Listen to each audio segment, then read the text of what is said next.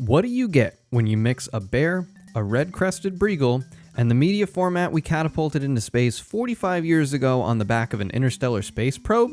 Baby, you got a stew going. Well, not exactly, but you do get one of the best video game soundtracks of all time. What's up everybody, my name is Eric and this is Den of Zen, a show where we occupy the den in my house and do a deep dive on a record from within my collection.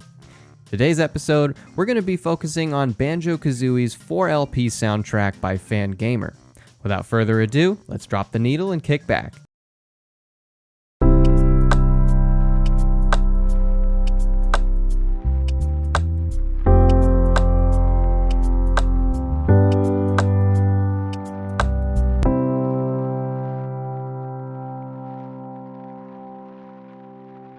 What can I say about Banjo-Kazooie that hasn't already been said? If Mario brought platforming into the third dimension, Banjo-Kazooie perfected it. There's no wonder the game's charm and aesthetic continue to remain relevant even to this day. Getting special cameo appearances in Super Smash Bros., and even its own spiritual successor in the form of Yooka-Laylee, Banjo-Kazooie remains one of video gaming's most cherished IPs. There's not a lot to dislike here, and that goes double for the music. Meet Grant Kirkhope, the mind behind Banjo-Kazooie's soundtrack. Joining Rare in 1995, Kirkhope would start by contributing the way he knew best, guitar. Self-taught from age 11, he would join a multitude of bands leading up to his career as a composer. It's this experience that he channeled for Rare on games like Killer Instinct 2 and Blast Corps, bringing his guitar sound to the soundtrack. For GoldenEye 007, we see his first credit as one of the composers, launching what would be an incredibly successful career. Kirkhope would eventually get the opportunity to compose an entire score by himself. His opportunity was the Banjo-Kazooie score, and it's nothing short of a masterpiece. It's not often you can think back on a video game and remember its soundtrack as an active part of the experience. Banjo-Kazooie paves new ground in this way. Not only are the main characters musically themed with their names, but even the most common collectible you get in the game is shaped like a pair of music notes. The music is very quickly established as being a core part of this experience, which only sets the stage for Kirkhope to do his thing. Not only is he behind the level music, but he was responsible for all the audio, sound effects included. Alright, it is hand camera time. Let's break into this bad boy and see what they give us here. First off, I'd like to say that I am in no way sponsored by Fangamer. We paid full retail price for this, and honestly, so far, I'm pretty impressed. Alright, so it's a 4LP set contained in a lovely hard fiberboard case. The artwork on the case and record covers is done by Andrew Kolb, and I gotta say, I am immediately charmed by every bit of this. The style right from the get-go reminds me of the classic 1950s typography and illustrative style, right down to the graphics at the top depicting stereo fidelity and the credits to Rare. It's honestly just brilliant. Sliding out the records, we're greeted with this thank you note and special thanks page, as well as thanking you for your purchase. And on the other side, an incredibly charming foreword from Grant Kirkhope himself, depicting his early days at Rare and his trials and tribulations during the score's making. Each record itself is contained in a hard paper jacket, and inside the jacket, each record is protected by this surprisingly high quality sleeve here. Normally it's just paper, and there's a bunch of little paper flakes that get everywhere and get all over the record, but this one actually has a membrane that separates the paper from the record itself, granting it adequate protection and some anti-static properties. If I didn't already have a system for storing and protecting my records, I would absolutely keep this record in this sleeve, inside its jacket, inside its original case, and be completely confident that the record was not only well protected, but that it would be in peak condition to directly pull out and start listening to it without having to do anything. Maybe I'll do a video in the future on how I prepare records to be welcomed into my collection and how I store and protect them. Let me know in the comments below if that's something you'd like to see.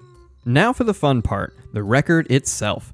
The label carries the same 1950s theme as the outside case does, denoting the RPM, side, and tracks, in the same typography as before.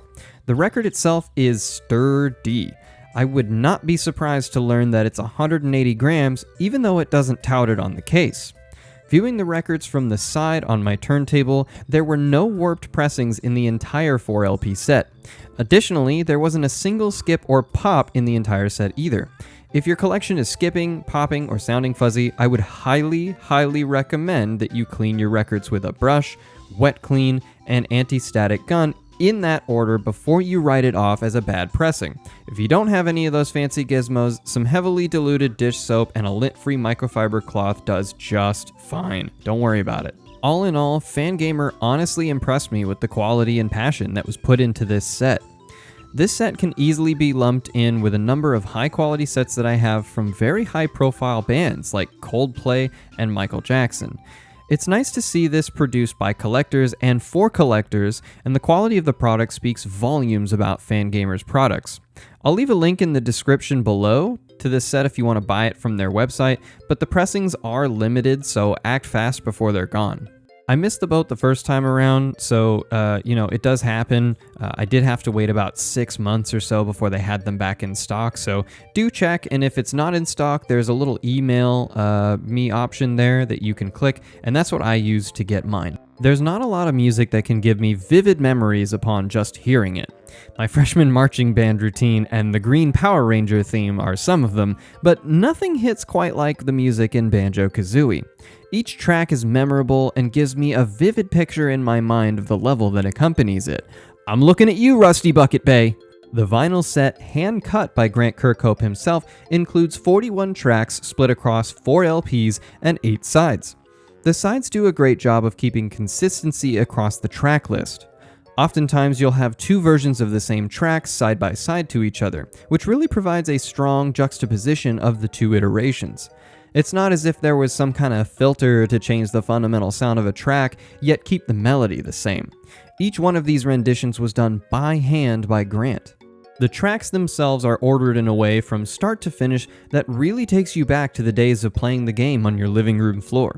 Even down to starting with side A of the first record, it kicks off with the Rare logo fanfare that greeted everyone when they started up the game.